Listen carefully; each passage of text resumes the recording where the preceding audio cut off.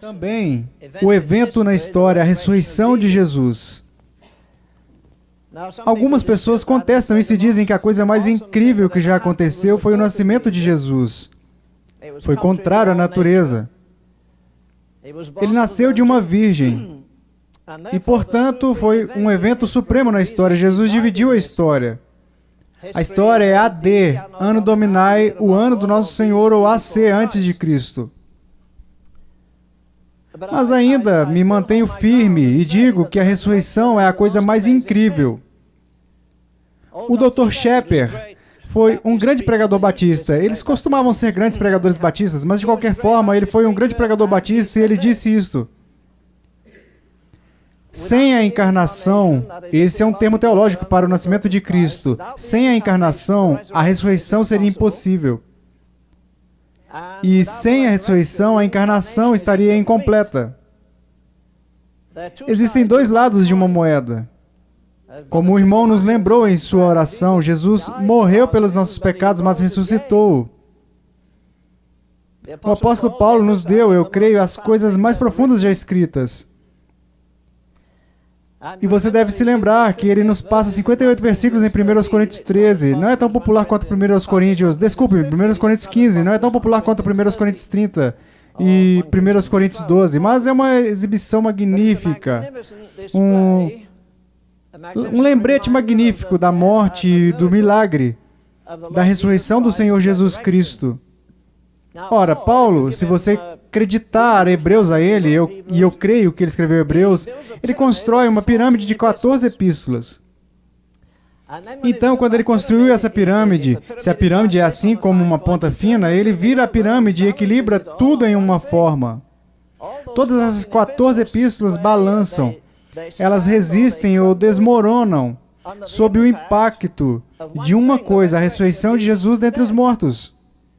Ele é muito claro sobre isso. Ele diz, se Cristo não ressuscitou, permaneceis nos vossos pecados. Temos aqui esta noite um irmão e sua esposa de Betânia. E o atual diretor da sua escola escreveu um livro anos atrás, Salvo por Sua Vida. E se Jesus Cristo não estiver vivo esta noite, estamos perdidos. Sobre essa coisa, a ressurreição de Jesus, bilhões e bilhões de pessoas na eternidade, repousa sobre este único fato. Ora, é incrível pensar que todo lugar podre e nojento, toda guerra que já foi instigada, todo massacre, toda coisa impura, toda mulher vendendo seu corpo na rua, toda podridão e corrupção, através das drogas e assim por diante, tudo veio à tona por causa de um homem. Pelo pecado ou a desobediência de um homem, o pecado entrou no mundo. Só há uma coisa mais incrível do que isso. Pela justiça e pelo sacrifício de um homem, esse pecado, para aqueles que creem, pode ser cancelado. Cantávamos na escola dominical, não havia outro bom o suficiente para pagar o preço do pecado. Ele só poderia destrancar os portões do céu e nos deixar entrar. Muitas vezes, me pergunto, e você tem que admitir, você esteve em cultos da igreja que foram tão mortos quanto o funeral. E eu pergunto a vocês, em nome de Deus, com todo o meu ser, como pode o culto estar morto se temos um Cristo vivo? Da mesma forma, diga ao seu pregador que eu disse que um pregador de olhos molhados nunca produzirá sermões secos. Não físico, pode não ser uma possibilidade biológica, mas com certeza é uma coisa espiritual. Isaías diz muito claramente, o homem para quem olharei este, o aflito e abatido de espírito e que treme da minha palavra. E a razão pela qual os pregadores não tremem no altar é porque os pregadores não tremem para pregar a palavra.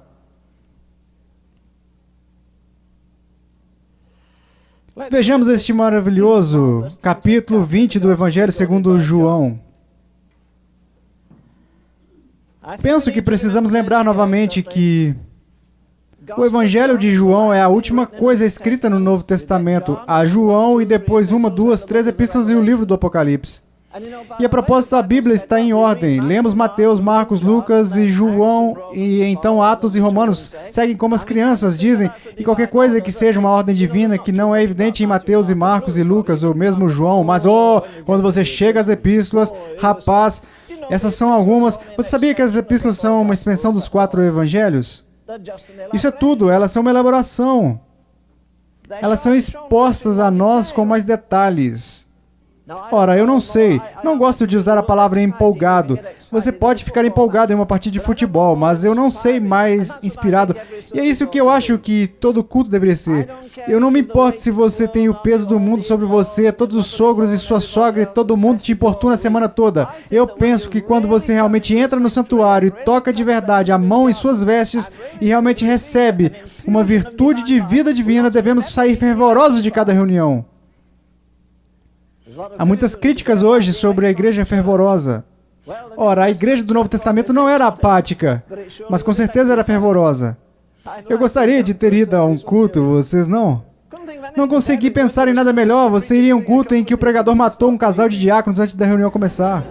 Não seria maravilhoso? Ora, foi isso que Pedro fez. Ele matou um fanfarrão e sua esposa. Penso que a coisa mais maravilhosa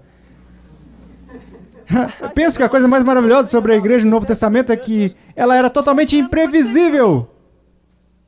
Você nunca sabia o que ia acontecer. Agora eles inventam gráficos no escritório da igreja que o Espírito Santo tem que obedecer na quarta-feira de manhã. E eles entregam isso na igreja. Nós vamos cantar esse hino, vamos fazer aquilo e vamos terminar às 12 horas porque o almoço está esperando e Deus pode ir. Saia daqui, Senhor, mas volte às 7 da noite. E certamente apareça na quarta-feira. É quase uma blasfêmia dizer isso. Ora, é mais blasfemo ainda fazer isso. A igreja do Novo Testamento foi a todos os lugares. O que ela pregava? Eles pregaram a ressurreição de Jesus dentre os mortos. Mais uma vez, o milagre mais surpreendente. Lembre-se no 2º capítulo dos Atos, onde Pedro se levanta, ele está fervoroso, ele está volátil, expressando e, como diríamos, falando demais. Se você ler com atenção, descobrirá que Jesus falou com Pedro. Não apenas mais do que falou com qualquer outro apóstolo individualmente, mas mais do que todos os outros apóstolos juntos. E inversamente, Pedro falou com Jesus mais do que todos os outros apóstolos. Ele está sempre na marca, ele sempre tem algo a dizer. Um dia fugiu do dedo de uma mulher. Moço, ele não é o primeiro homem a fazer isso.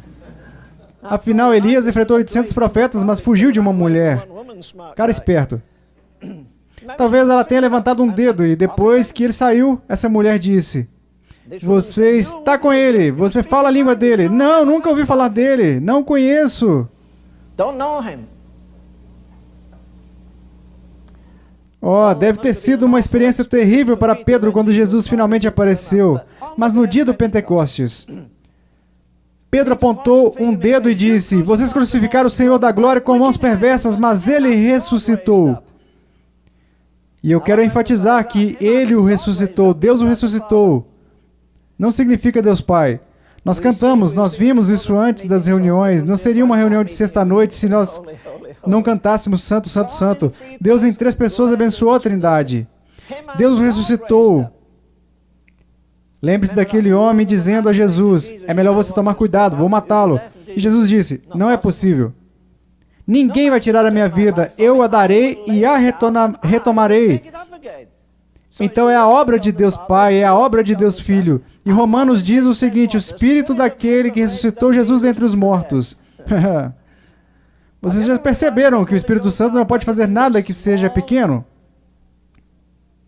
Ele soprou no mundo quando era caos e trouxe cosmos para fora dele. Ele apenas pairou sobre a terra, isso é o que a palavra de Deus diz. Então um dia, aquele mesmo poderoso Espírito Santo pairou sobre a casa vazia da Virgem Maria e ele concebeu Jesus Cristo nela. E aquele mesmo Espírito Santo surgiu em um grupo de homens, eles eram todos fracassados. Todos desertaram, quebraram seus votos. E enquanto esperavam no cenáculo, o Espírito Santo veio sobre eles. Um bando de ignorantes e letrados, analfabetos, eles não tinham respaldo financeiro, eles não tinham um grande sistema como o nosso, eles não tinham mídia eletrônica, mas viraram o mundo de cabeça para baixo. E eu amo aquela frase do apóstolo Paulo, onde ele diz: não tendo nada, mas possuindo todas as coisas. Meu Deus, agora possuímos tudo e não fazemos nada. Custa milhões de dólares, dezenas de milhões de dólares pregar na TV e no rádio em todo o mundo. Fazemos isso há 30 anos, o mundo está melhor? Não que eu saiba. Você nunca compensará o agente vivo. Afinal, se Deus quisesse, Ele poderia ter feito os burros falarem. Não diga que Ele faz isso esta noite ou eu vou te pegar. Mas de qualquer forma, Ele fez um burro falar. Ele podia fazer as árvores falarem. Ele poderia ter enviado anjos aos milhares se Ele tivesse dito: saltem os muros do céu e desçam para a terra. Eles estariam na terra em 5 minutos, evangelizando o mundo, mas Ele não permitiu que os anjos o fizessem. E o autor do hino está certo quando diz: os anjos nunca sentiram a alegria que a nossa salvação traz. Por que eles nunca sentiram? Ora, Paulo acreditava que Deus amou tanto o mundo. E não apenas isso, ele escreveu em Efésios que Cristo amou a igreja, mas ele disse que fez algo infinitamente mais do que amar o mundo. Ele fez algo infinitamente mais do que amar a igreja. Ele me amou e se entregou por mim. E não era um bêbado. Não era um homem com uma ficha criminal quilométrica. Não era um homem cujo cérebro estava todo destruído pelas drogas. Era um estudioso, um cavaleiro inglês, um dos melhores homens que talvez já pisaram no solo inglês. E ele havia sido treinado nos ministérios. Seu avô escrevia hinos. Seu pai escreveu hinos. Sua mãe era uma mulher incrível. E Charles descansou naquele lindo hino. O meu espírito aprisionado, diz ele, pode ficar muito tempo preso no pecado e na escuridão da natureza. Teu olho difunde um raio vivificante. Eu acordo da chama da masmorra com a luz. Minhas correntes caem. O que quer dizer com suas correntes caem? Você não fumava, você não se embriagava, você não roubava. Você não tinha correntes de impureza, correntes da tradição. Eu estava preso no pecado e na escuridão da natureza. E ele caminhou com seu irmão e eles ajudaram a libertar o mundo inteiro. Não sei quantas pessoas pregarão os sermões de Wesley. Milhares de pregadores pregam toda semana, mas em todo o mundo, todos cantam o maravilhoso hino de Charles Wesley, hinos. Amor divino, todo amor, excelência, Jesus, amor da minha alma. Ele simplesmente escreveu 3.000. E é uma pena se você não conhece muitos deles, você é muito leigo. É melhor você pegar um livro de hinos e memorizá-los. Porque alguns de vocês jovens podem ter a alegria de terminar na prisão. Eu ouvi um amém? Oh, desculpe. Amém. Por que não? Isso é o que a igreja primitiva fez. Eles mal começaram e foram lançados na prisão. A igreja primitiva era casada com a pobreza, com as prisões e a perseguição. Agora estamos tentando casar a igreja com a prosperidade, a personalidade... E o quê? Eu preciso de outro P ali. Perdão? A popularidade. Minha esposa conseguiu, veja, ela ouviu isso tantas vezes. Nós íamos ler este capítulo. Vamos dar uma olhada. João 20.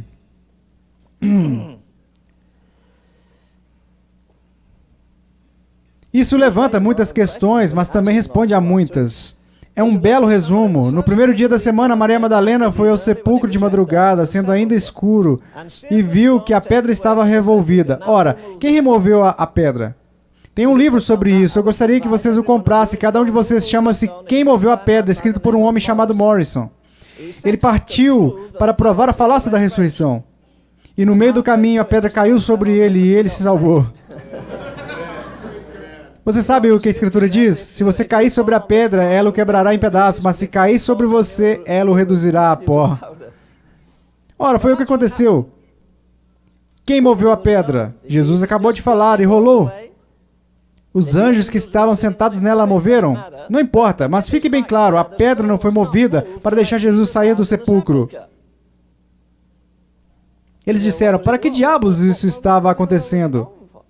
Foi tudo para deixar os discípulos entrarem.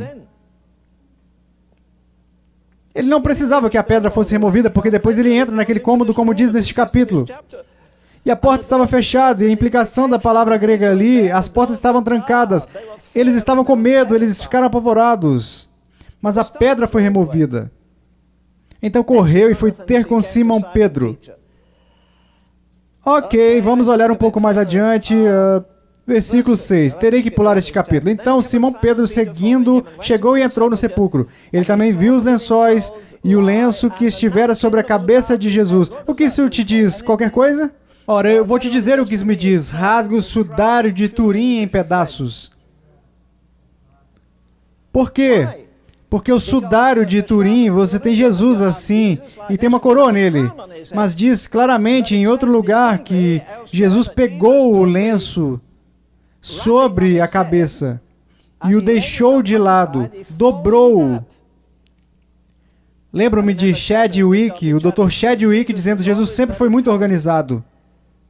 Quando eu morava na Inglaterra, nunca víamos papel. Costumávamos chamá-los de soviéticos. Você os chama de guardanapos. Na Inglaterra, guardanapos são coisas que você coloca em bebês, mas de qualquer maneira... Em nossa casa, nunca vimos guardanapos de papel. A maioria dos países civilizados não os possui. Mas você sabe o quê? Cada um na mesa dobrava o guardanapo de uma maneira diferente. Meu pai dobrava o dele de uma maneira. Eu tinha um com uma dedicatória para Leonardo. E eu enrolava o meu de uma maneira. Minha irmã dobrava assim. E o meu pai costumava fazer no dele um cavaleiro. Então uníamos duas rosquinhas, uma na outra, com uma daquelas nozes duras. Como vocês chamam isso? Não. Um o quê? Um pãozinho. Pãozinho, isso mesmo. Não é uma rosquinha. Nós somos judeus. Mas eu gosto de rosquinhas. Veja, nossa escritura destrói toda a ideia tola do sudário de Turim. Foi achado em um mosteiro católico do século XIII. Não há nenhuma verdade nisso. Só porque tem Jesus com uma coroa de espinhos na cabeça, ele não seria sepultado assim, seus braços não ficariam assim. E ele definitivamente sofreria. Ele teria machucado os dedos, ele teria colocado a coroa ao lado ou algo assim. Não, Senhor, ele pegou aquele lenço que estava na cabeça e dobrou como sempre dobrava o guardanapo quando estava à mesa. E eles o identificaram por isso. Tenho certeza disso. O lenço que estava sobre sua cabeça deitado, não com uma roupa de linho, mas enrolado naquele mesmo lugar. Você sabe o que eu acho? Penso que ao se desenrolar daqueles panos, ao se livrar daquilo, em seguida, ele os pegou quando estava saindo do sepulcro e colocou em um lugar separado por si só, como prova de que ele ressuscitou. E não havia nenhuma coroa ali. O lenço estava sobre sua cabeça. Ok, versículo 8. Então entrou também o outro discípulo que chegara primeiro ao sepulcro e viu e creu. Pois ainda não tinha compreendido a escritura que era necessário ressuscitar ele dentre os mortos. Ele sabia disso, mas não tinha entendimento. Os discípulos foram para suas casas, mas Maria ficou do lado de fora do sepulcro chorando. Vamos em frente, no versículo 17. No versículo 17, recomendou-lhes Jesus, não me detenhas, porque ainda não subi para meu Pai, mas vai ter com os meus irmãos. Vocês sabiam que é a primeira vez que ele usa essa palavra? Eles devem ter ficado surpresos. Vocês ouviram o que ele disse? Ele nos chamou de irmãos. Então ele os coloca no jogo. Ele diz, subo para meu Pai e vosso Pai, para meu Deus e vosso Deus. Então saiu Maria Madalena anunciando aos discípulos, viu o Senhor e contava que ele lhe dissera essas coisas ao cair da tarde daquele dia, o primeiro da semana, trancadas as portas da casa. Ou, novamente, como o grego indica, quando as portas estavam trancadas. Onde estavam os discípulos com medo dos judeus? E a implicação é que todos os discípulos estavam lá, exceto dois. Um era Tomé, que estava fora fazendo alguma coisa, e o outro era Judas, que, é claro, havia vendido Jesus. Desculpe-me. Onde estavam os discípulos com medo dos judeus, veio Jesus, pôs-se no meio e disse-lhes, o que vocês acham que ele deveria ter dito?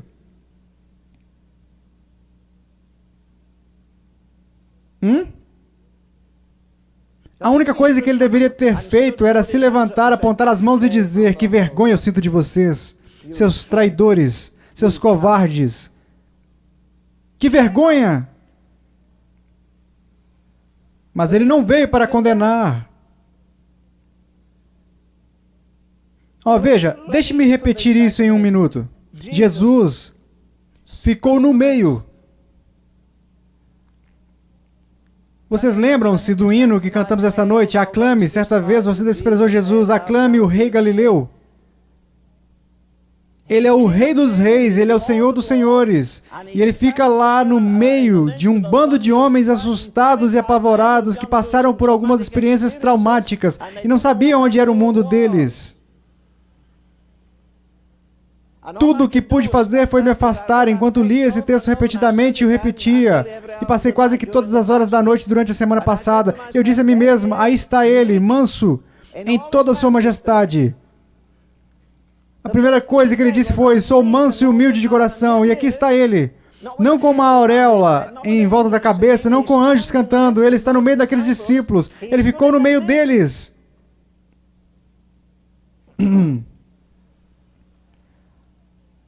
Quanto mais velho fico, mais percebo como os discípulos eram ignorantes, e digo isso com respeito. A única coisa que me assusta mais é como você e eu somos ignorantes.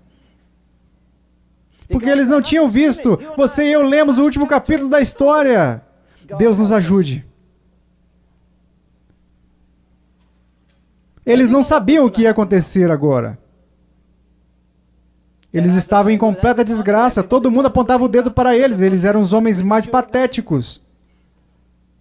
2 deles já se sentiam inúteis. Eles foram desprezados, estavam angustiados, desapontados, enojados e inquietos. Eles estavam indo o mais rápido que podiam para Emaús. E tenho todos os motivos para acreditar que todos os discípulos também estavam assim. Oh, o que eles costumavam dizer sobre a Princesa Graça? Eu não sei porquê, mas de qualquer maneira, eles costumavam dizer Princesa Graça, Sua Alteza Sereníssima. Eu costumava pensar que o nome era um elogio, mas vou lhes dizer uma coisa, posso olhar para Jesus e dizer, Sua Sereníssima Majestade. Sua Sereníssima Majestade, veja os sinais de sua paixão indo para a glória. Ainda assim, ele apostou que havia passado por algo que não tinha precedentes. Foi sem precedentes e não acontecerá de novo até o fim dos tempos. Ele sozinho fez isso. Havia um grande pregador na Inglaterra chamado Dr. Joey. Leia alguns dos seus livros, eles são muito bons. Ele disse que sempre que podia tirar um fim de semana de folga e ia para Londres. Spurgeon e o Dr. F.B. Meyer pregavam naquela época. Mas creio que o rei do púlpito é o tipo de pregador que o Chip mencionou no domingo, que acerta toda a sua homilética, tem um vocabulário colossal e assim por diante. Eu penso que o rei de todo o grupo... Entre se você quiser entrar.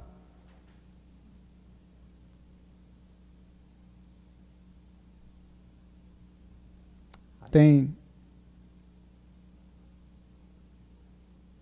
algumas cadeiras aqui, se você quiser sentar.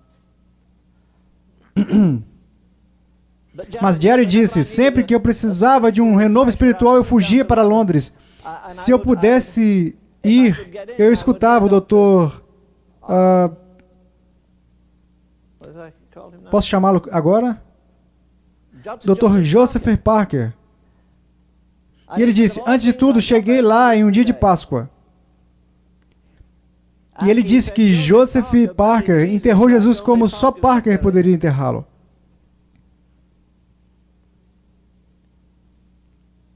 Colocaram Jesus na tumba. Eles colocaram a pedra sobre a tumba. Eles colocaram cera sobre a pedra do túmulo. Colocaram soldados sobre a cera, sobre os selos e sobre a pedra. E lá estava ele como prisioneiro. Veja, oh misericórdia, eu estava lendo outro dia onde um pregador disse que ele estaria na Inglaterra de todos os tempos. Eu estive em cerca de 20 igrejas e fiquei impressionado com uma coisa, em cada igreja que fui, cada reunião era totalmente plana. Novamente, em nome de Deus, como você pode ter um culto morto com um Cristo ressurreto?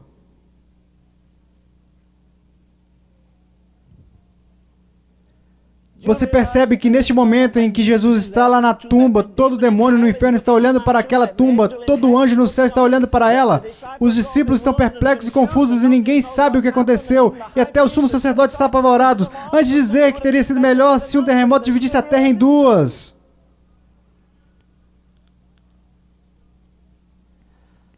Mas vejo mais do que a pedra, a cera, o selo e os soldados. Vejo Satanás dizendo naquela manhã da ressurreição: só mais alguns minutos. Temos que prender esse homem, ele é o Filho de Deus. Eu sei que é, eu testemunhei sua encarnação. E Deus sabe.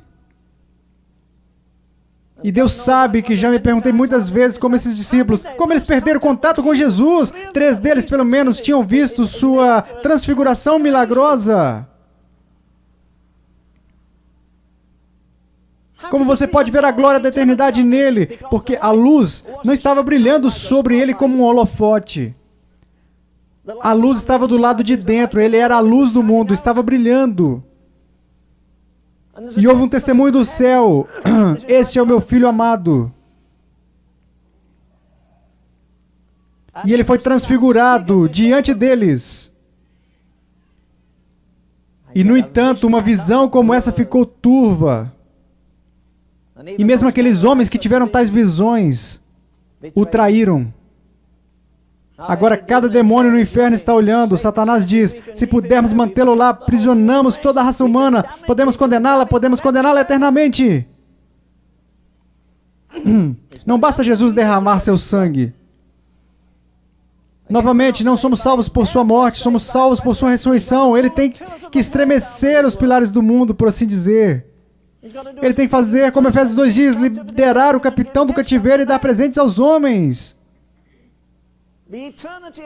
A eternidade de todos que já viveram desde Adão até o fim dos tempos depende se ele sairá daquela prisão ou não.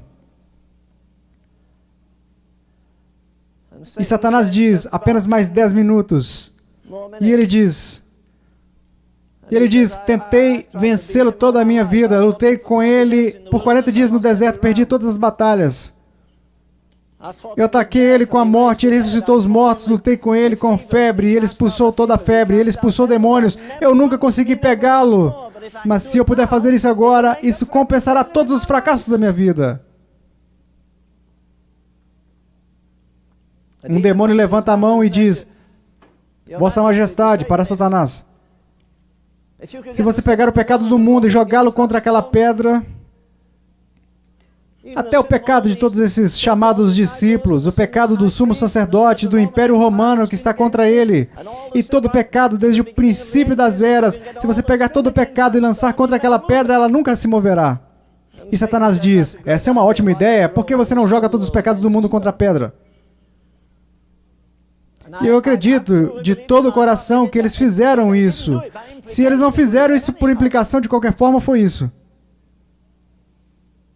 Ora, acho que você ainda pode sair. O que você sugere? Vossa Majestade, eu sugiro que você reúna todos os demônios do inferno. Agora você tem a pedra, a cera, o selo, os soldados, todo o pecado do mundo e todos os demônios com seus braços pressionando aquela pedra. Eles têm poderes sobrenaturais, força. Uma das últimas coisas que li é que nos perguntamos por séculos, milênios, como aquelas pirâmides incríveis foram construídas.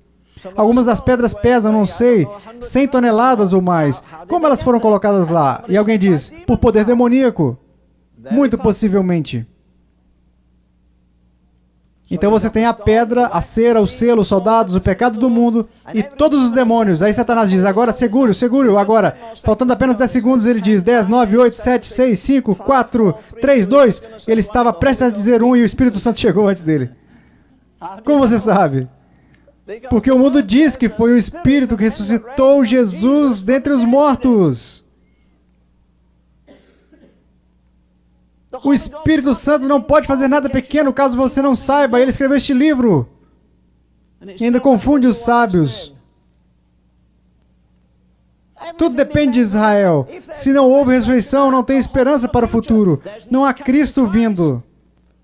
Não há ninguém à destra do Pai para aperfeiçoar a minha oração imperfeita. Mas você entende que ele está lá no cenáculo, com as pessoas aterrorizadas, e diz: pôs-se Jesus no meio. Eu me pergunto se Pedro pôde se conter. O que isso diz? Diz na versão de João: lhes mostrou as mãos e o lado. E o lado. Se você ler o capítulo 24 de Lucas, diz que ele mostrou a ele suas mãos e os seus pés. Qual é a diferença? Diz que ele veio quando as portas estavam trancadas pelos discípulos. Nenhuma vez em todos os seus escritos e todos esses, 22 capítulos em João, 21 capítulos em João, ele nunca se refere aos apóstolos como apóstolos, ele sempre os chama de discípulos. Então, em Lucas 24, ele diz que lhes mostrou as mãos e os pés. Porque, vejam, Lucas está nos apresentando o Filho do Homem. E ele sugere, vá, buscá-lo. Mas João está nos apresentando o Filho de Deus. Ele diz que mostrou o seu lado, onde eles furaram perto do seu coração e a água saiu como um sinal do amor eterno de Deus.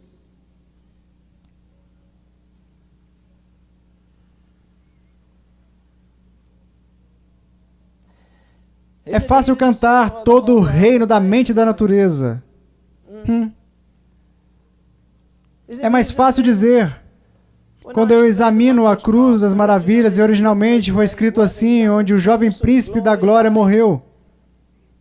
Já se perguntou o que os anjos viram do céu ao verem os homens arrancando sua barba e um grande coágulo de sujeira podre flamejando em sua face? E quando eles tentaram empurrá-lo para o precipício, ele nunca retaliou. Ele lhes mostrou suas mãos e o lado. Eu posso imaginar que Pedro estava fervoroso por dentro e disseram, ridículo, absurdo. Cara, você tem a chance de se converter. Você tem a chance de apagar toda a vergonha. Você pode nos justificar agora, mesmo dentro de meia hora. Se você caminhar pela rua principal de Jerusalém e fizer alguns milagres. Transforme a água em vinho novamente. Transforme o mar da Galileia em sangue. Transforme a lua em sangue. Chame aquelas legiões de anjos que você não chamou. Chame, deixe-os vir e cantar um coro de aleluia por aqui. Sim, tudo depende de um herói. Mas lembre-se que ele diz, porque eu vivo, vocês também podem viver. Agora a ressurreição não faz parte da minha teologia. A ressurreição é uma personalidade. Jesus diz, eu sou a ressurreição. E o que o Papa disser vai ser transmitido no domingo. O velho bobo não sabe o porquê. O porquê, mas você não acredita nem por um minuto que ele tem as chaves do reino, como dizem. O que Jesus disse? Eu tenho as chaves de quê? Inferno e morte. O Papa não as tem. O Senhor não as confiaria de jeito nenhum a um cara solteiro.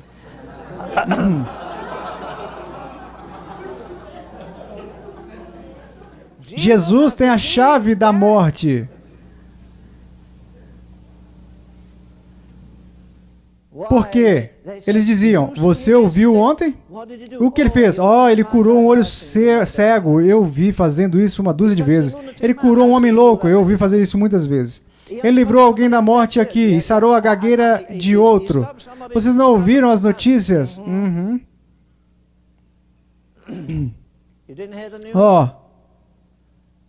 Onde você estava ontem? Toda Jerusalém, nos botequins, na piscina de Siloé, onde eles, vendem fadas e estão vendendo joias preciosas de todo mundo. E tinha fofoca, todo mundo dizendo, você está sabendo da novidade? Você está sabendo da notícia? Você conhece aquele homem maravilhoso chamado Lázaro? Jesus foi ao seu túmulo ontem. O que ele fez? Vou te contar o que ele fez. Ele disse, remova a pedra. Você sabe o que queremos? Queremos que Jesus faça tudo sem que removamos a pedra. Esse é o nosso problema. Vocês se lembram de quando ele transformou a água em vinho? Porque ele não disse, traga as talhas sem água, e observe isso, aí está, cheias de vinho. Não. Ele disse, traga as talhas e enchei elas de água, e eu transformarei em vinho. Há um lado humano, uma responsabilidade humana. E ele diz, remova a pedra. Você pode imaginá-los todos espiando por cima do muro? O sumo sacerdote e todos os outros que foram atrás dele, os soldados romanos, e lá estavam eles espiando. O que ele vai fazer agora? Será que o que ele vai fazer agora? E ele diz, tirai a pedra. E eles tiraram a pedra. Então ele clamou em voz alta apenas 2 vezes. Penso que ele clamou em voz alta aqui na cruz. E também quando ele disse, eu sou a água da vida. Ele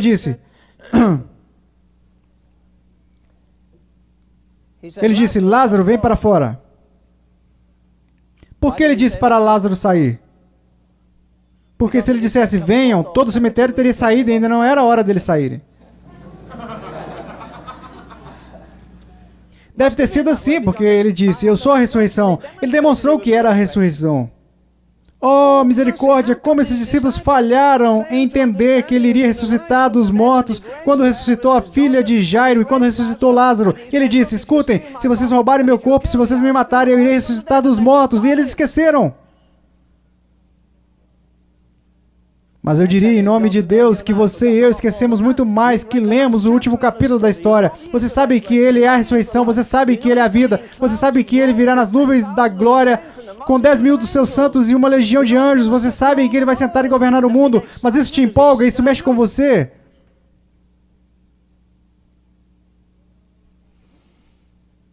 Não. Jesus não fez nenhuma coisa espetacular, Ele apenas pôs-se no meio deles. Senhor, você não poderia apenas descer, apenas nos dar uma amostra, apenas descer a rua e se inclinar sobre o muro. Alguns dos antigos santos estão enterrados lá e dizer, saiam, gostaríamos de ver todo mundo saindo correndo do cemitério. Por que ele deveria fazer isso? Ele já fez isso uma vez, por que fazer e provar isso de novo? O que ele tem que provar? Por que você não traz Elias de volta dos mortos? Por que não traz Isaías e Jeremias? Vamos ver alguns desses grandes e maravilhosos heróis e reis do Antigo Testamento. Ele lhes mostrou as mãos. Você consegue pensar em algo mais prosaico do que isso? Algo nada sensacionalista? Nós amamos o sensacionalismo, nós amamos o extraordinário, costumamos amar a teatralidade.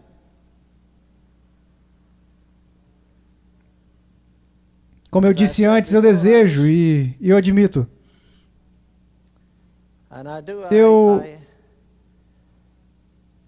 Eu realmente gostaria que ele tivesse saído daquele local onde eles estavam, ido para o quarto do Pôncio Pilatos e o puxado pela bochecha, levado para fora e dito, ora, o que você vai fazer agora? Não deveria ter sido algo assim? Depois desça um pouco mais a rua até o Caifás e puxe a barba dele. Uma utilidade para a barba. Ele poderia puxar a barba. Eu quase consegui puxar a sua aí. E o sumo sacerdote acorda e olha com terror. Ele diz, ora, eu disse a você que eu poderia ressuscitar. Ninguém tira a minha vida. Certamente, novamente, é o fato mais atestado da história, disse Fleming. Mais uma vez, Paulo elabora 14 epístolas e as equilibra em uma única coisa. Se Jesus Cristo não ressuscitou, vocês ainda estão em seus pecados. Sim, você e eu sabemos o final da história.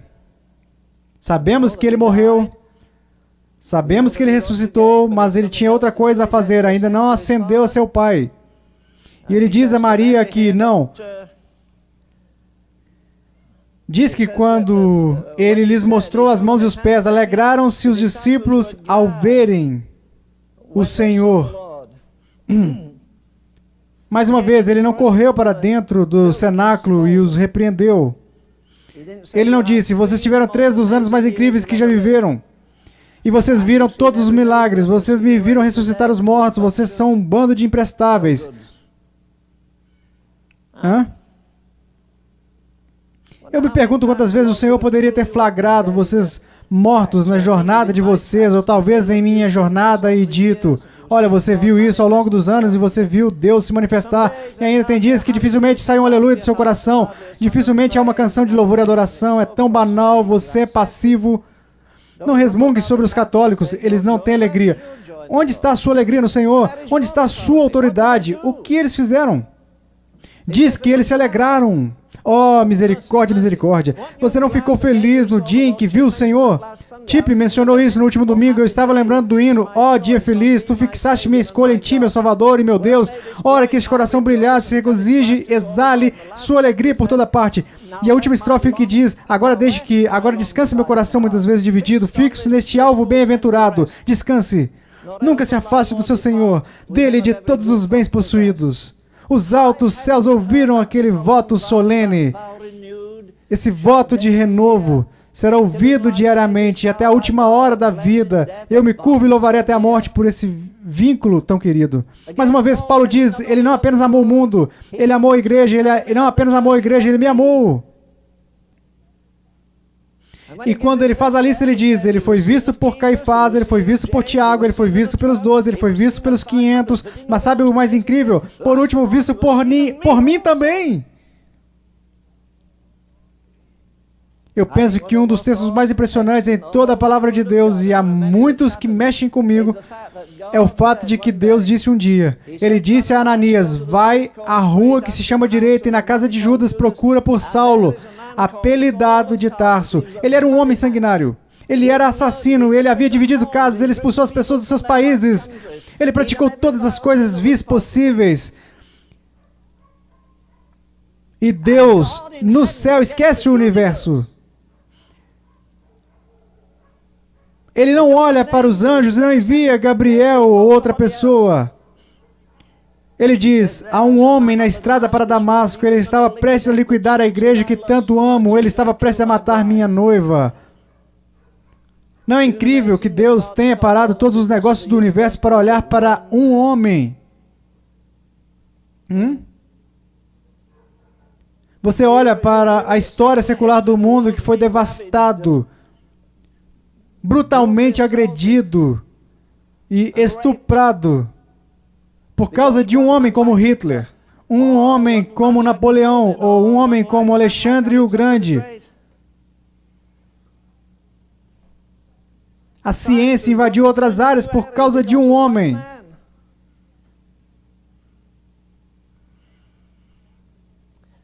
Você acha que conseguimos isso com muita facilidade? Creio que todo mundo sabe algo sobre Henrique VIII e todas as suas vidas e esposas perversas, mas Henrique IV também era um personagem tanto. Ele fez algo errado e o seu padre lhe disse que ele tinha que entrar no pátio de uma senhora chamada Condessa Matilda. Ela morava em um castelo enorme e era inverno. E ele disse, vá para o pátio e fique lá por 3 dias com os pés descalços na neve. Você pode levar uma coberta de lã para agasalhar. Faça 3 dias de penitência. Crave os seus pés descalços profundamente na neve. E ele ficou lá 3 dias, tentando agradar o cara que imputou o castigo nele. E no final do dia, com os pés congelados, eles o carregaram do local. E o padre declarou que ele estava absolvido. Você está livre. Creio que ele jamais se esqueceria se alguém mencionasse o castelo da Condessa Matilda. Acho que ele pensaria, sim, lembro que quase morri congelado lá. 3 dias pagando penitência. Cara, não vou fazer isso tão cedo. Mas hoje em dia, particularmente, há tanta graça barata em nome de Deus que não é preciso muito para chegar à cruz. Você não precisa ter 60 anos de idade. Tive filhos em uma gincana adolescente há 20 anos que saíram das biqueiras. Eles praticamente se gabavam na mesa de jantar. Quando você matou alguém pela primeira vez, um menino disse, eu carreguei um 38 quando tinha 8 anos de idade, atirei em um homem, assassinei um homem antes dos 10 anos, tive um duplo assassinato quando tinha 12 anos. E eles estavam contando a lista de crimes que cometeram. Um menino de 15 anos dormiu com 3 mulheres diferentes. Uma no Bronx, outra no Queens e outra em outro lugar, aos 15 anos de idade. Que perverso! Corrompido!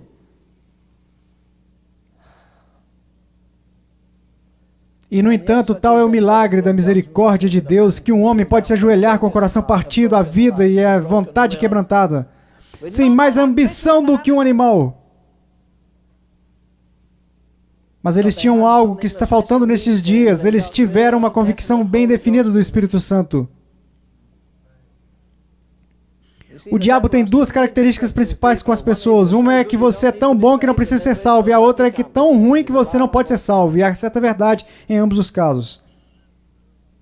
Mais uma vez eu digo, vamos acabar com isso. Todos os demônios do inferno. Bem, ele está olhando, Jesus está lá no sepulcro. Ele vai sair? A pedra, a cera, o selo, os soldados, o pecado do mundo, cada demônio ali.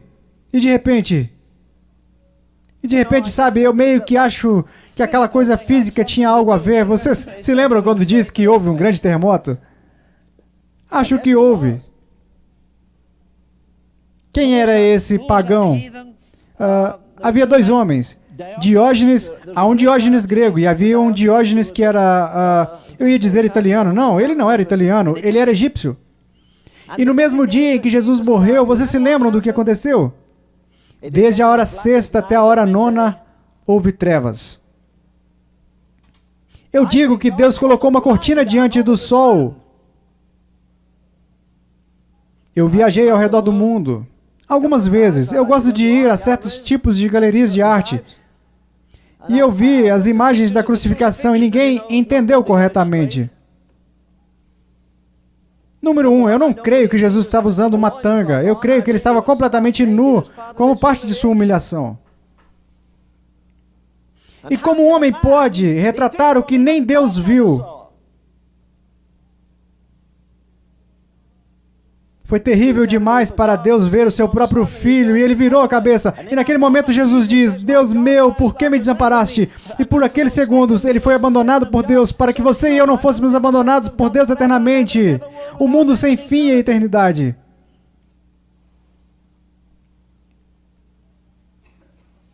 Vocês conhecem aquele hino, Homem de Dores? Quantos de vocês conhecem? Um hino maravilhoso. Não sei se está no nosso livro. Suportando vergonha e escárnio rude. Em meu lugar, condenado, ele se levantou. Você já pensou como a multidão desceu a rua zombando, escarnecendo e assim por diante? E eles viram ali as três cruzes. Aqui está o enviado, aqui está o segundo, aqui está o outro. E há alguém em cada cruz, e ali no meio estava alguém que não deveria estar ali. Você já imaginou Barrabás subindo e dizendo, sabe, meu Deus, eu deveria estar pendurado naquela cruz? Hã? Ou você já tornou isso o pessoal e disse, eu deveria estar pendurado naquela cruz? Ele carregou os meus pecados em seu corpo no madeiro. Suportando vergonha e escárnio rude em meu lugar, condenado ele se levantou e selou o meu perdão. A salvação é tão pessoal. Você se questiona que Charles Wesley escreveu Jesus, amante da minha alma, deixe-me voar para o teu seio.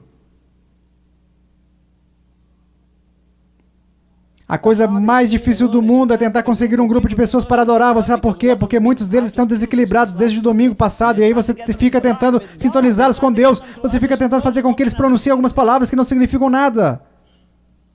Mas quando há aquele relacionamento de amor, e você o vê ali, vê aquele amor divino tão incrível. Espero que você tenha lido essa semana. Sim. Receio que, a meu ver, a igreja agora está onde os discípulos estavam. Ela se esqueceu do nosso Senhor. Ela esqueceu sua transformação. Ela se esqueceu do seu poder milagroso, contentando-se em cantar algumas palavras. Aceitamos teologia de segunda mão dos pregadores. E achamos que somos tão bons porque mantemos a tradição. A tradição não salvará a nossa geração. A tradição não importa, o que manda é a vida. E Jesus não veio para que tenhamos mais luz, mas apenas para que tenhamos vida. E o insulto sobre a Bíblia é que se você tem um intelecto colossal e é um dos maiores cientistas modernos, a Bíblia não argumenta que você é mau. Ela argumenta que você é tolo e está morto. E a maravilha da ressurreição é esta: não precisamos esperar a morrer fisicamente para entrar na ressurreição. E no entanto, Paulo ainda está dizendo, que personagem ele era. Espero passar os primeiros 5.000 anos com ele no céu, então se você me vir falando, vai ficar de fora até eu ter algumas das minhas perguntas respondidas. Oh, que homem incrível ele era, hein? Ele sobreviveu, ele pregou, ele se sacrificou. Por quê?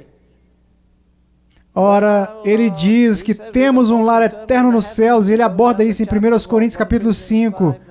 E aí ele diz, você sabe o que é? Você sabe por que eu continuo essa parada? Você sabe por que eu jejuo quando outras pessoas não comem? Há um amor que me consome por dentro. Ele diz que o segredo é este, não é o meu intelecto colossal, o segredo é este, que o amor de Deus é derramado em meu coração pelo Espírito Santo.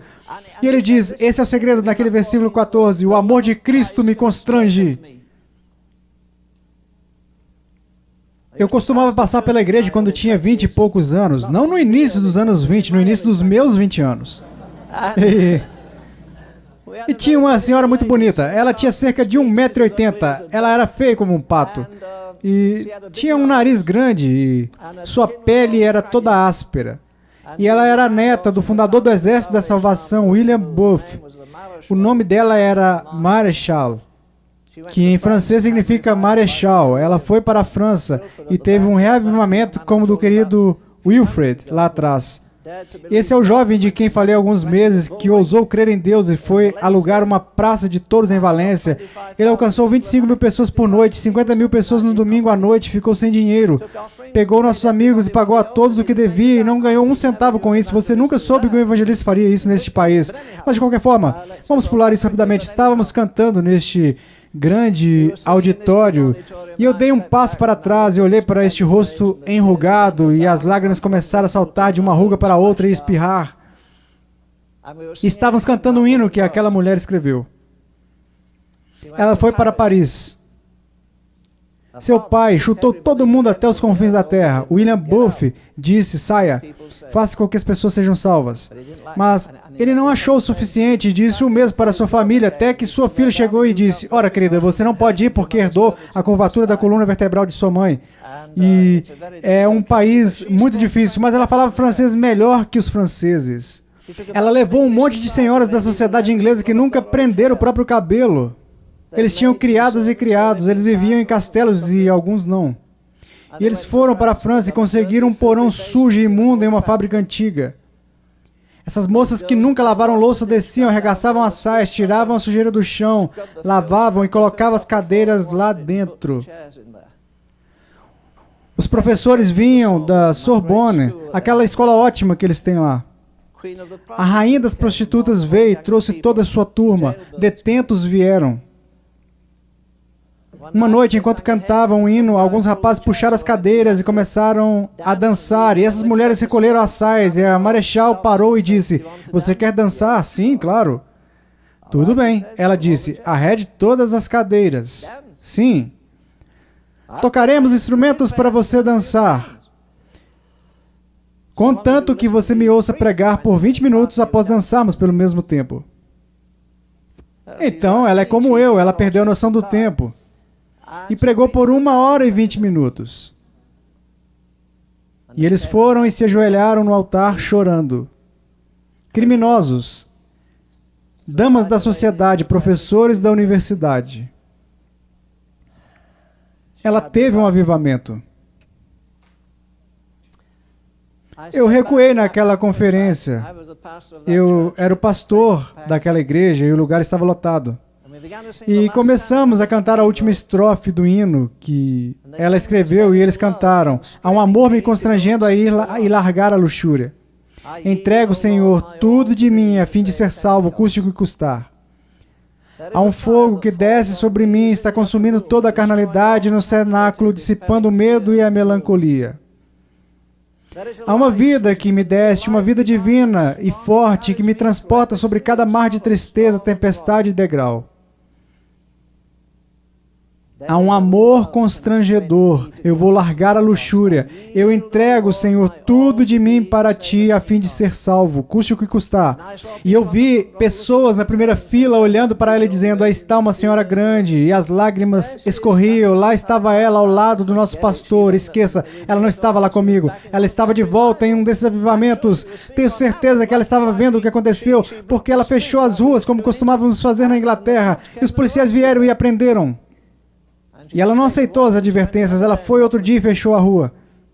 E eles a levaram ao tribunal. E o juiz disse, ok, Você começa uma sentença de prisão na próxima segunda-feira às 9 horas. E você vai para a prisão por, não sei, 10 dias ou algo assim. Ela disse, não, excelência. Como assim não? Eu não posso ir para... Você vai para a prisão, você infringiu a lei, você pode ser uma senhora inglesa, mas infringiu a lei, você ganhou uma sentença. Não, senhor, não posso ir para a prisão imediatamente. Por que você não pode ir para a prisão na próxima segunda-feira de manhã? Ela disse, porque estou iniciando uma sentença de prisão na França na próxima segunda-feira de manhã. É por isso. Oh, querido Senhor.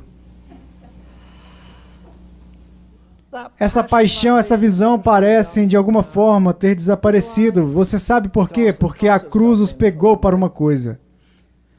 Porque a ressurreição os pegou para uma coisa. Porque nós damos a Satanás mais crédito do que ele deveria ter. Ele nos deu poder sobre todo o inimigo. Isso acontece na sua igreja? Qual é? Vamos, não teológico. Isso acontece?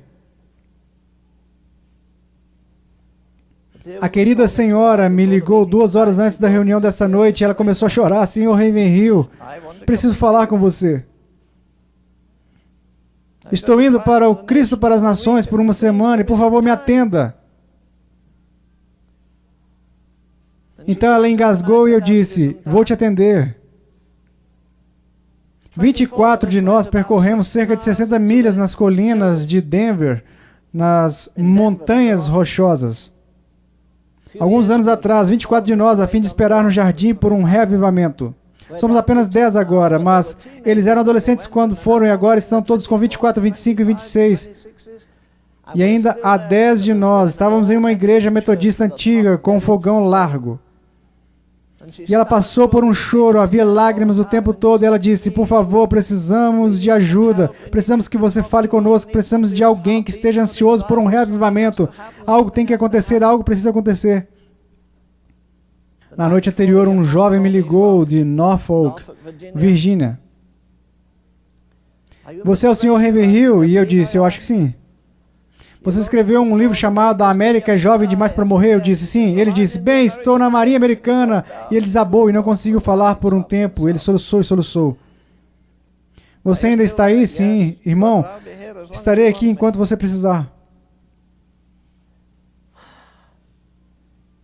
Ele disse, essa mensagem deveria estar em todas as casas da América. A América é jovem demais para morrer. Mas ele disse, o importante é que Deus colocou em meu coração a leitura. E ele foi chamado para o ministério. Vou desistir de toda a minha carreira e seguir o Senhor. Um homem me ligou no dia anterior e disse, queremos que você vá a uma certa parte dos Estados Unidos e dê uma entrevista de meia hora sobre a América é jovem demais para morrer. É a nossa única esperança. Não estou dizendo isso porque estou envolvido nisso, estou dizendo isso para você ver quando fica desanimado e diz, ora, somos poucos remanescentes bizarros aqui, há apenas algumas pessoas estranhas, há centenas de pessoas por aí. Poderíamos encher o maior auditório se eles tivessem alguma compaixão.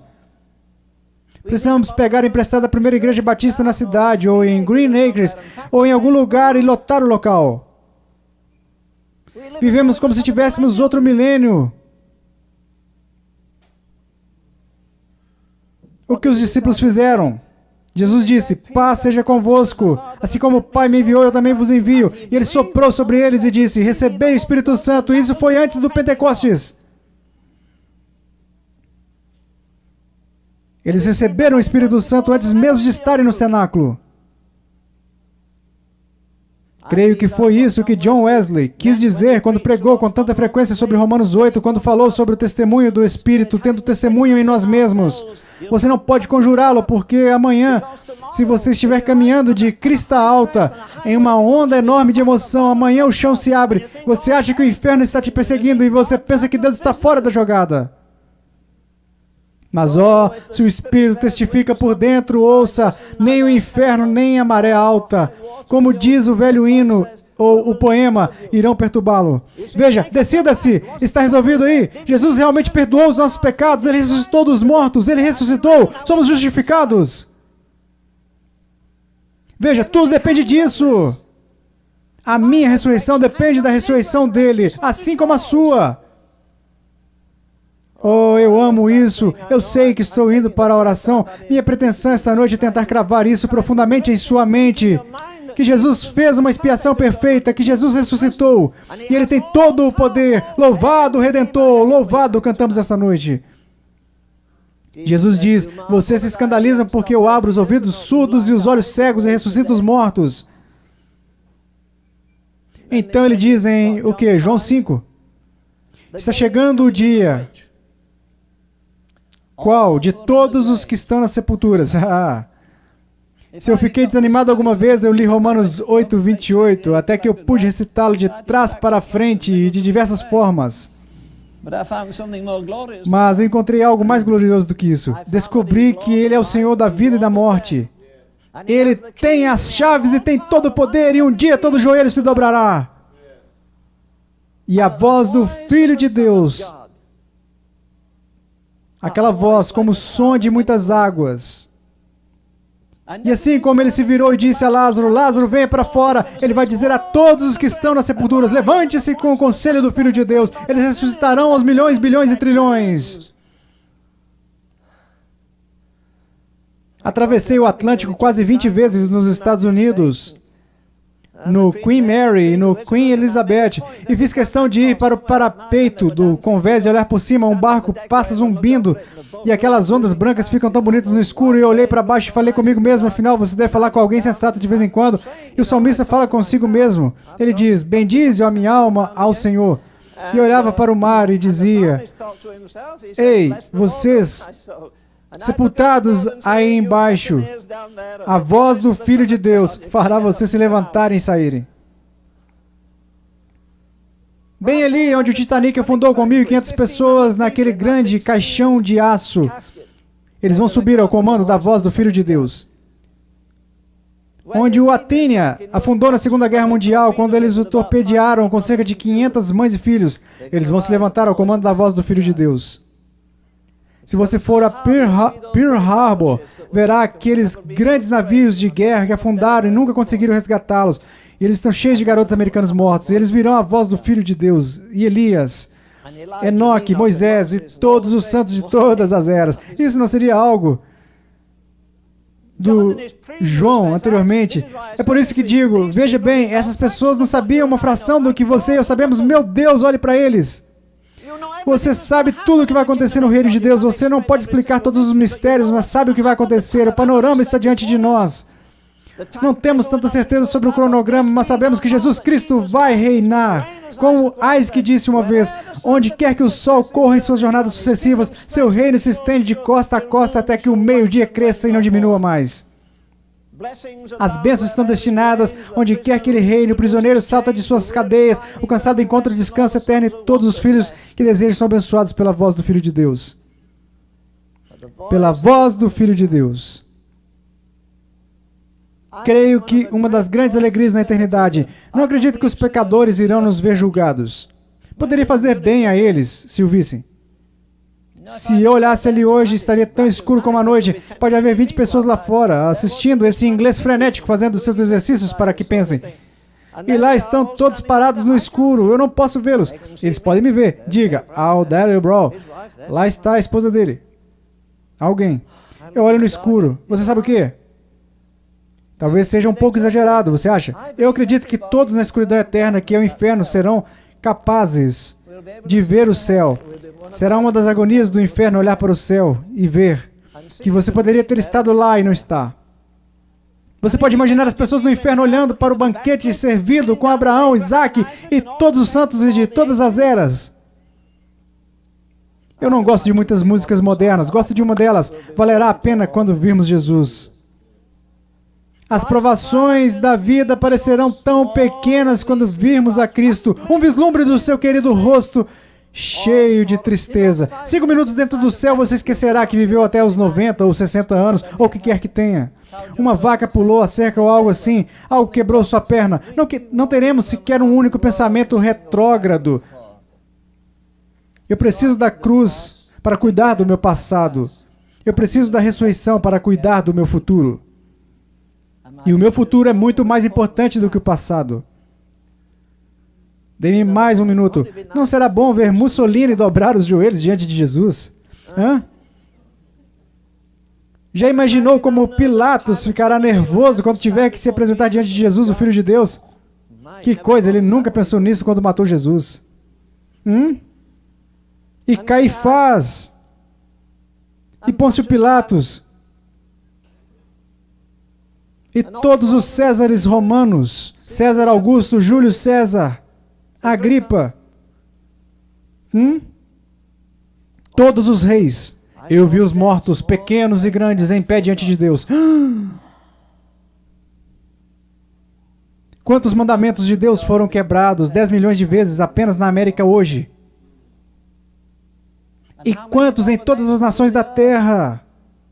E você crê, irmão, que Deus vai tirar a vida de cada homem, cada detalhe? Sim, toda palavra ociosa será julgada, cada negócio feito, tudo será reeditado no tribunal.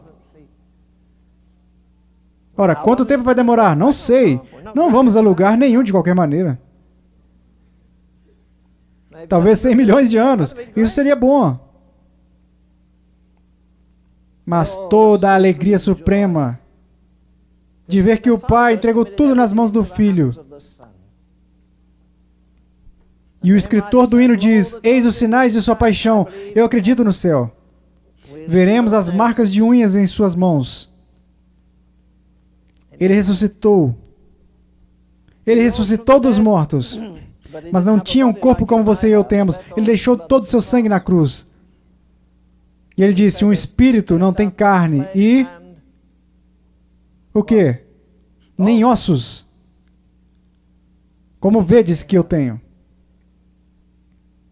Alguns de vocês, jovens atletas e pessoas fortes, pode não significar muito para vocês, mas nós, pessoas mais velhas e mais fracas, pensar em receber um corpo glorificado, esse é o último bônus que recebemos. Não seria maravilhoso? Dale estava doente. Chega de doença, Dale. Não, ele não vai precisar de nenhum pó, ou medicação, ou qualquer outra coisa.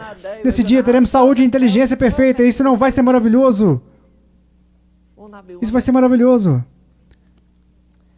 Eu fui ouvir C.S. Lewis pregar um dia, e quando cheguei lá, havia cerca de... acho que talvez 500 pregadores lá. A maioria deles usava o colarinho ao contrário na Inglaterra, porque os pregadores andavam ao contrário. E lá estavam eles.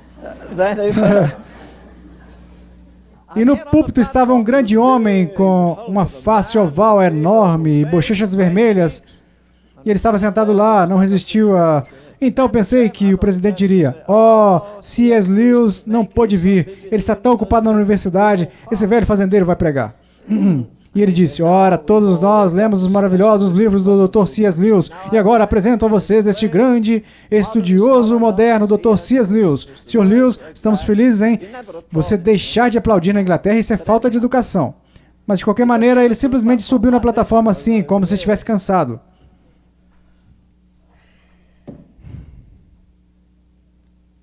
Eu creio na ressurreição. Eu pensei, tudo bem, não me diga, eu também creio. Quero dizer, se você está apostando nisso, as mãos imediatamente. Ele entrou em uma dissertação, não consigo me lembrar de nada exceto disso. Ele disse: um amigo meu tem uma linda garotinha, uma menina. Eles moram em uma bela propriedade e tem um lago, e a garotinha queria um pônei. E finalmente ele comprou um pônei para a menina, e ele e sua esposa costumavam cavalgar todos os dias. Ele disse ao padrinho: agora ensine a menina, a minha filhinha, toda a etiqueta da equitação. Faça dela uma verdadeira dama. E ele olhou pela janela da biblioteca um dia, e ela estava chegando, puxando o pônei assim. E ele desceu correndo e ele disse: querida, o que há de errado? O pônei tentou morder você de novo? Não. Ele tentou te dar um coice? Não. Mas eu não quero. Nunca mais verei esse pônei. Nunca mais vou montá-lo. Ora, você me pediu durante 1 ano para te dar um pônei, e esse é o melhor que há. O que deu errado? Bem, papai, você me disse que eu poderia passar pela porteira da propriedade. Você me disse que quando eu chegasse ao grande carvalho, que eu poderia virar, e eu esqueci. Eu estava olhando para as flores e ouvindo os pássaros. Então eu vi o tráfico passando. O papai disse: um dia desses você vai entrar neste tráfico e morrer. Eu virei e voltei. Quando voltei lá, atrás do carvalho, havia um lindo cavalo castanho. Oh, era lindo! Larguei tudo e fui acariciar a cabeça do cavalo e disse, você é o melhor e mais belo cavalo que já vi. E ele disse, está certo, está certo. Ele não disse exatamente assim, ele relinchou. E toda vez que eu falava com ele, ele relinchava. E ela dizia, espero ganhar um cavalo assim.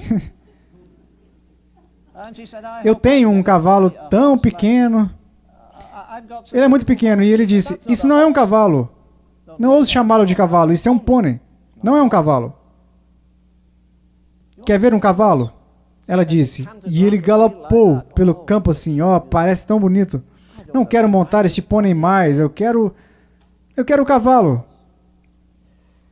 Ele disse, querida, eu vi você montar e apear, e você não faz isso como uma dama, você não segura a rédea corretamente, você não monta corretamente, você tem 5 grandes falhas em sua condução. E assim que os cavaleiros puderem treiná-la e corrigirem essas 5 falhas, comprarei aquele cavalo para você. Aquele homem tem dezenas desses belos puros sangues. Sim, ela disse, mas toda vez que olho por cima da cerca, vejo aquele lindo cavalo.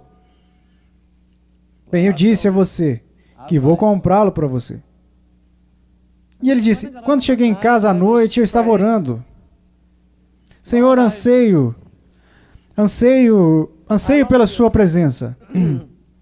Eu desejo ter um corpo semelhante ao seu corpo glorioso. Eu tenho um intelecto tão limitado, eu pensei que era um intelecto muito bom, mas posso ser melhor. Então, sim, quando ele disse que meu intelecto está tão limitado, eu fico sem argumento, eu quero partir, eu quero um corpo glorificado, eu quero ter um intelecto glorificado e não tenho poder de expressar a minha adoração e devoção.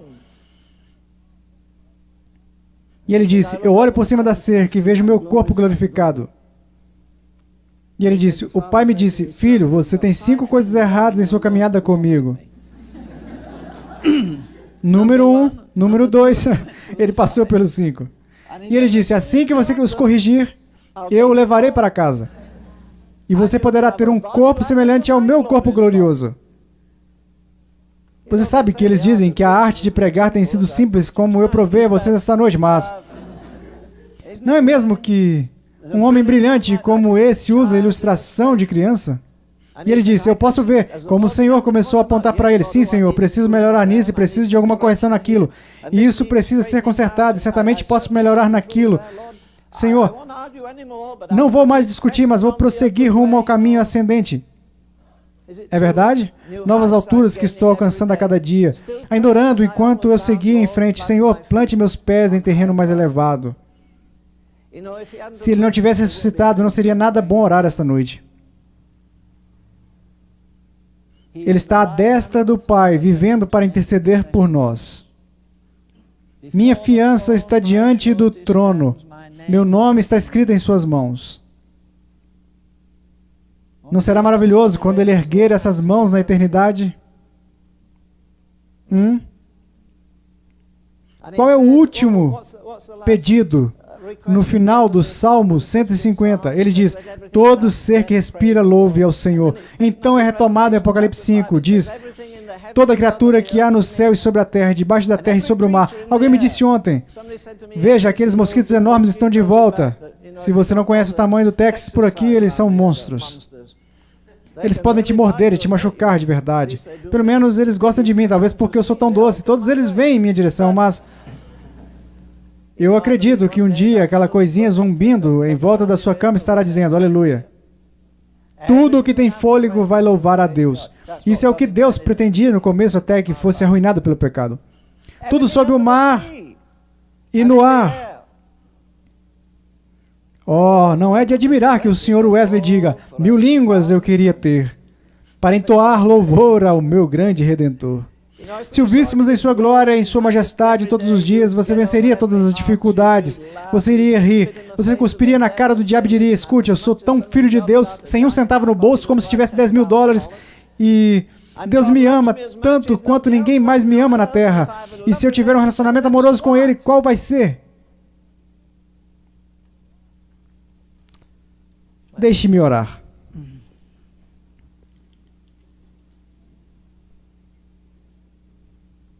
Pai, somos honestos quando dizemos que nos maravilhamos que os discípulos se esqueceram tão rápido. Eles esqueceram a maravilha experiência da transfiguração no topo do monte, aqueles que estavam lá esqueceram que já tinham te visto ressuscitar os mortos em mais de uma ocasião. O Senhor triunfou sobre todas as obras do diabo e, de alguma forma, seus julgamentos foram suprimidos e eles ficaram sob o clima e se esqueceram. Eles não conheciam a história completa como a conhecemos agora. Eles não sabiam que tu aparecerias para centenas de homens ao mesmo tempo. Eles não sabiam que muito em breve eles se levantariam e veriam o Senhor mudar as leis, como inverteu a lei da vida e veio ao mundo sem um pai, que tu inverterias a lei da natureza e subiria ao céu em uma nuvem. Ó Senhor Deus, nos salve da mudez e da cegueira. Salve-nos deste estado miserável. Salve-nos de viver para tentar defender um homem que morreu há 2000 anos. Queremos provar esse poder. Queremos o poder da sua ressurreição, como disse Paulo. Com toda a sua revelação de Deus, com todo o fato de que ele foi elevado ao terceiro céu, ele ainda cantou, ó, para que eu possa conhecê-lo e o poder de sua ressurreição e a comunhão do seu sofrimento, transformando-se conforme a sua morte. Dê-nos uma sede de Deus como esta. Dê-nos uma sede de santidade. Dê-nos o desejo de ver o império miserável de Satanás, o império do jogo, o império da bebida, o império da luxúria, o império do cinema e o império das drogas, restringindo na nossa geração. Dê-nos um coração amoroso para aqueles que estão presos a cultos, seja o românico ou repentino ou adventista, talvez não tão ruim quanto os outros, mas Senhor, como converter os mormons, os testemunhos de Jeová, os espíritas, o povo Hare Krishna e os monistas. Alguns deles nos envergonham com seu sacrifício e devoção. Oh Deus, eu cubro esta noite. Senhor, aconteceria nesta sala se de repente sentirmos a aproximação da sua vida ressurreta em nossos corpos, em nossas mentes, em nossas emoções. E ouso dizer a Ti que ao ressuscitá-los dos mortos espiritualmente, queremos ir a toda velocidade para a nossa última prisão cansativa no mundo. E diga-lhes que Jesus não está morto, mas que Ele vive. E nós cantamos essa noite, me perguntaram como eu sei que Ele vive. Ele mora dentro do meu coração. Senhor, faça desta a Páscoa mais agradável que já tivemos. Mude, Senhor, o que se tornou uma tradição apenas para levantar cedo no domingo de manhã e sair e cantar no frio e subir uma montanha ou algo assim. Senhor, que as novidades desapareçam e que de alguma forma apareça a sua ressurreição, majestade, nós oramos. Em 10.000 lugares em todo o país, onde as pessoas se reúnem. Alguns foram instruídos a ir à igreja apenas no dia de Páscoa e no dia de Natal. Ó Deus misericordioso,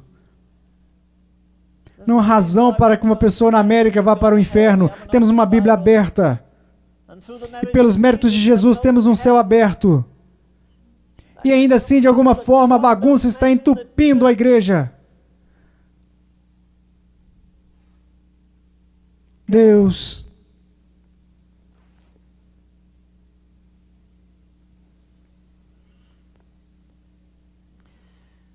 oh, se precisamos de tantos compradores para conseguir tantos.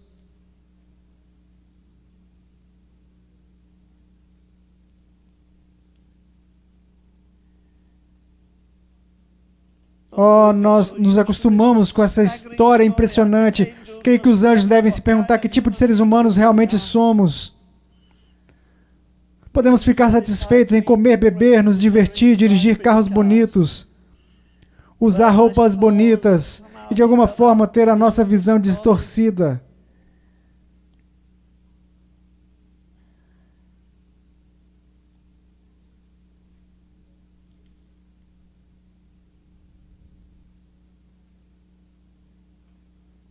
Senhor, eu oro por mim, por minha querida esposa, por essas pessoas preciosas, Dayla, Betty, Bill e Dick, e outros que conheço intimamente, mas Senhor, oro por todos nessa sala esta noite,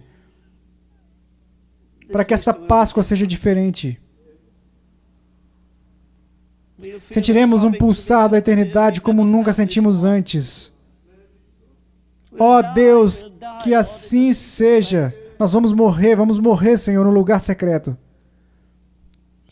Pensem nesses discípulos que fugiram, mas, Senhor, quando eles viram Cristo ressurreto, diz que eles ficaram alegres quando viram o Senhor e foram a todos os lugares. E abraçaram as dificuldades, as punições, as penalidades, as prisões e privações.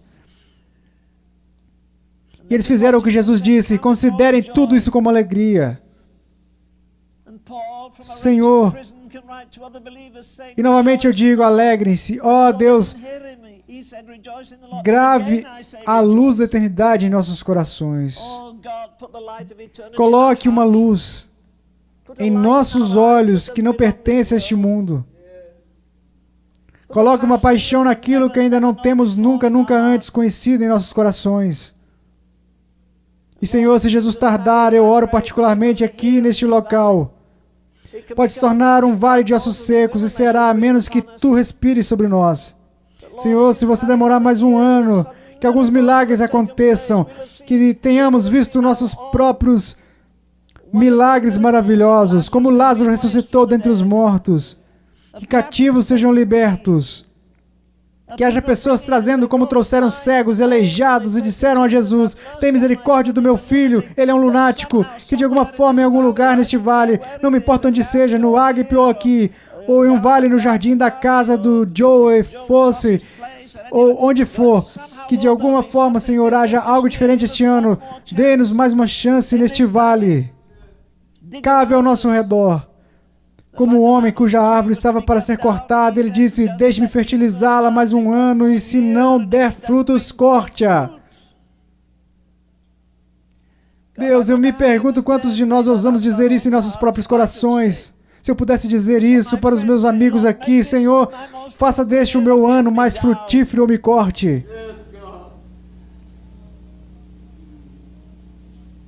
Senhor, nada pode ser barato à luz da cruz. Nunca ousaremos falar sobre sacrifício à luz da cruz. A solidão do Getsemane, a vergonha de estar pendurado em uma cruz enquanto todo mundo ria e zombava.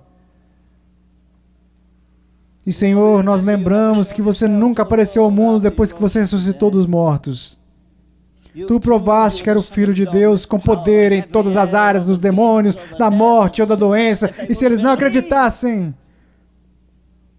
o Senhor não iria fazer uma exibição espetacular e ressuscitar os mortos para se divertirem.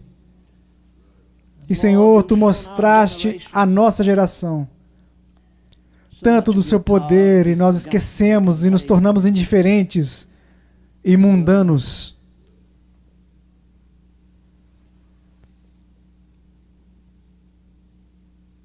Oramos pela igreja sofredora esta noite. Oramos pelos 7 siberianos, que agora são 6, lá na embaixada dos Estados Unidos, em Moscou, e oramos para que esta seja uma ressurreição muito abençoada e especial para eles. Acreditamos que há centenas de pastores e outros nessas prisões no arquipélago Gulag e em outros lugares sofrendo e quase esquecidos em outras áreas do mundo. Ó Deus, ó Deus, parece um conto de fadas dizer que o Senhor nos deu poder sobre todo o poder do inimigo. Parece que se você for a uma reunião bater palmas e se divertir um pouco rindo, foi um bom culto e talvez o Senhor nem tenha estado no local. Torna-me mais sensível ao Espírito. Ouvir alguém no meio de um culto chorar com o coração partido em sua miséria. Ou alguém rogar porque não pode viver enquanto o mundo está perdido. Ou como aquela preciosa mulher chorando tanto pelo telefone que ela não podia desligá-lo. Devemos reviver, Senhor, nós perecemos. Oh, Deus. Eu sinto a igreja atualmente, pelo menos na América e na Inglaterra e nos países assim chamados cristãos, eu acredito que a igreja é uma vergonha para Ti. Senhor, sei que não precisa que ninguém te passe um voto de confiança. O Senhor não precisa de ninguém para te animar. O Senhor não fica deprimido. Mas tu deves se perguntar por que rastejamos os pés.